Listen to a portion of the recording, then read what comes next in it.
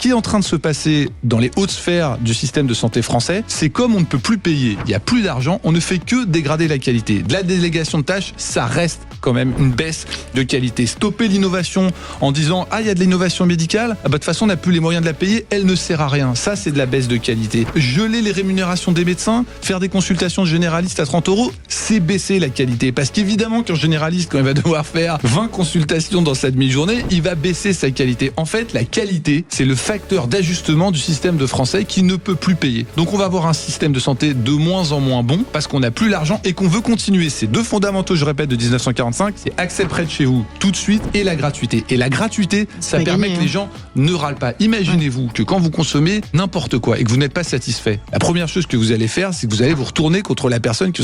En France, c'est pas le cas. C'est-à-dire que les gens, ils ont le système de santé, ils sont pas contents, et ben ils ne se retournent même pas contre le système. Ils ne se retournent même pas vers leur assureur qui est l'assurance maladie. C'est-à-dire que quand vous avez quelqu'un de votre famille qui clairement n'a pas été bien pris en charge, vous n'avez même pas le réflexe de revenir vers votre assureur qui vous prélève une grosse partie de votre salaire tous les mois pour dire mais ça va pas. Je paye tous les mois tant de % de mon salaire et c'est ça que vous me proposez.